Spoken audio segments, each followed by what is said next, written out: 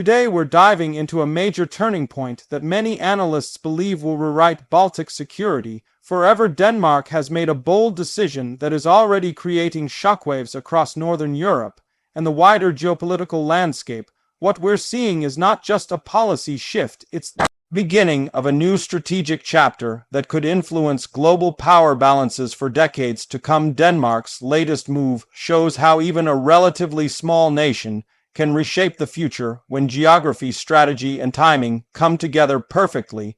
This decision comes at a moment when the Baltic Sea is becoming one of the most important military and political flashpoints in the world, with rising tensions, increasing military activity, and new alliances emerging every few months. The Baltic region is no longer a quiet corner of Europe. It is now a central stage for major power competition, and Denmark has just placed itself right at the center of it. To understand why Denmark's action is so impactful, we need to look at its unique geography. Denmark physically controls access between the Baltic Sea and the North Sea through two critical waterways, the Danish Straits. Because of this, any ship that enters or leaves the Baltic must pass through Danish-controlled waters. This gives Denmark an influence far greater than its size, and it's exactly why its latest move is drawing global attention.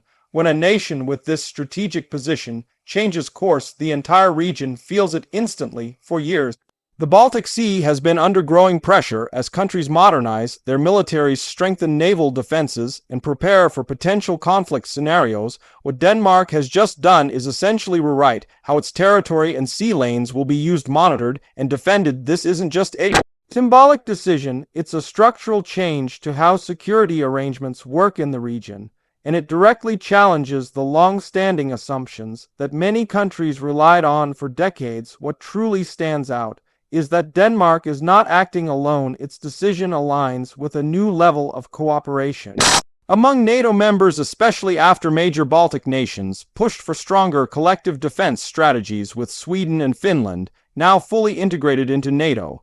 The Baltic Sea is surrounded by allied nations. That means Denmark's move is part of a larger coordinated effort to seal the Baltic, transform it into a defensive shield, and limit the maneuverability of any adversary that hopes to operate near or inside the sea. This collective shift is one of the biggest geopolitical changes in Northern Europe in modern history. One of the most important outcomes of Denmark's decision is creation of a more controlled and heavily monitored maritime space. By increasing its surveillance capabilities, sharing real-time data with regional partners, and enhancing its naval readiness, Denmark has made it far more difficult for unknown or hostile vessels to move undetected. This is a major game changer in the region because for years the Baltic has been used for intelligence missions, submarine deployments, and covert operations. Denmark is now closing those gaps and reshaping how maritime security will function going forward. Another significant part of this move involves modernizing and expanding Denmark's military infrastructure. Recent upgrades to radar sites, coastal monitoring systems, and naval bases are giving Denmark a stronger presence across the straits. This means the country can track movements more precisely, respond faster to threats, and coordinate more effectively with allies. These improvements are subtle but powerful. They increase deterrence, reduce the risk of miscalculations, and strengthen the overall security posture of the region. Denmark's move also sends a powerful message about its commitment to regional stability. For a long time, Denmark preferred a measured and diplomatic approach, relying on dialogue over confrontation, but the current global environment has changed, and Denmark has adapted. Instead of standing on the sidelines, the country is taking a more proactive role, using its geographic advantage to strengthen collective security. This shift shows a new Denmark, one that is prepared to protect its interests and support its allies with real capabilities, not just statements. Some analysts say this move could trigger new reactions from rival powers who see the Baltic Sea as a strategic frontier. These reactions might include increased naval patrols, cyber operations, and disinformation campaigns aimed at undermining trust between Baltic nations. Denmark's decision, therefore, isn't just a military adjustment. It's a political signal that the region is solidifying and standing firm. Even though this could escalate tensions, it also reinforces deterrence by showing that the Baltic will not be left vulnerable or unguarded. The economic dimension is equally important. Shipping lanes, the flow of goods and energy routes all depend on secure waters. Denmark's decision strengthens this security, ensuring that trade can continue without interference or risk. This is crucial for countries that depend heavily on maritime transport in the Baltic. A safer waterway means more stability and long-term economic confidence as global markets react to uncertainty. Denmark's move helps anchor stability in a region where volatility could have wide-reaching consequences. When we look at the broader picture, Denmark is carving out a leadership role in the Baltic region by taking actions that others hesitated to take. This decision is not about aggression or dominance. It is about shaping a safer, more predictable environment and using its strategic position responsibly. This approach not only benefits Denmark, but also reinforces unity among its allies, building a stronger regional defense network that can respond quickly to any emerging threats. The long-term impact of this decision is likely to be felt far beyond the Baltic Sea. Denmark is contributing to a new chapter in European security, one that prioritizes resilience, cooperation, real-time communication, and defense readiness. This shift will influence how other regions consider their own maritime chokepoints and strategic waterways. Denmark is setting a model showing that even smaller nations can lead major transformations when they combine strategic location with coordinated action. At the heart of this moment is the idea that the Baltic Sea is no longer a passive zone. It is now a strategic corridor with enormous geopolitical weight. Denmark's move acknowledges this reality and reshapes the rules for the decades ahead. If tensions rise, Denmark is ready. If cooperation increases, Denmark is prepared. If new threats emerge, Denmark has built the infrastructure and partnerships to respond quickly and effectively. This is the kind of decision that defines a nation's long-term security posture, and it is clear that Denmark is choosing strength, stability, and strategic foresight.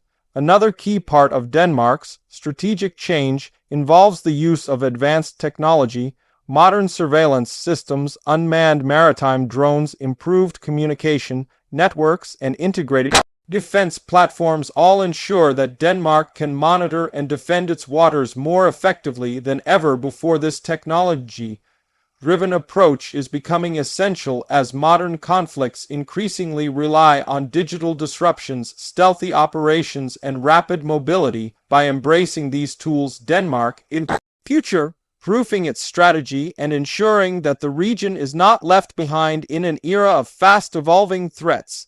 This transformation is also deeply tied to Denmark's role in the Arctic, where new shipping lanes and resources are becoming accessible as these northern routes grow in importance.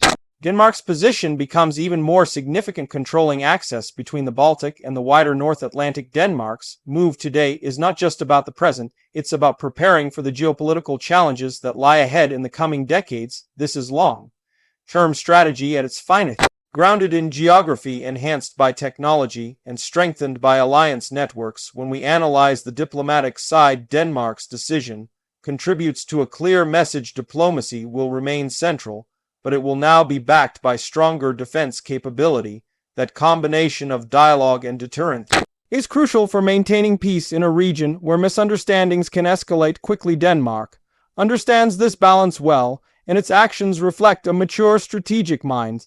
Set one that emphasizes stability, cooperation, and readiness over provocation or unilateral force for citizens of the Baltic nations. This shift may bring a sense of greater security, knowing that a key strategic point is being reinforced, strengthens public confidence, and reduces fear of unexpected crises. At the same time, it signals to partners across Europe that Denmark is ready to shoulder more responsibility in protecting shared interests. This cooperation-based leadership could inspire similar moves from other nations with key geographical advantages, turning isolated defensive efforts into a cohesive continental approach. In the military sphere, Denmark's new posture encourages greater joint exercises, shared intelligence, and synchronized naval operations. These steps develop trust and improve coordination among regional forces, making the entire region more capable of responding to any challenge, whether it's countering hybrid threats, safeguarding critical infrastructure, or managing potential maritime confrontations. This strengthened military cooperation will play a decisive role in shaping the region's future security environment. Looking at the political landscape, Denmark's decision will likely affect upcoming policy debates, national defense spending priorities, and long-term foreign relations strategies. It may encourage other nations to reassess their roles in collective defense and to invest in the technologies and capabilities needed to maintain regional stability. In this way, Denmark's move becomes a catalyst for broader strategic evolution across Northern Europe. As we continue exploring the implications of this decision, it becomes clear that Denmark has not only strengthened its own security, but also created a ripple effect that will influence the entire Baltic region for years to come. This is not a short-term maneuver, it is a foundational shift that changes expectations, rules, and strategic calculations for all players involved. The Baltic Sea is now entering a new era, shaped in part by Denmark's courage to act decisively at a critical moment. Ultimately, this decision marks a powerful transformation. Denmark has taken its strategic geography and turned it into a tool for protection, cooperation, and long-term stability. The Baltic region will never be viewed the same way again. Denmark has rewritten the script and set new standards for how nations can use their strengths to build a more secure future. This decision signals the beginning of a new defensive architecture, one built on unity, vigilance, and forward-thinking strategy, and its impact will echo across Europe for generations to come.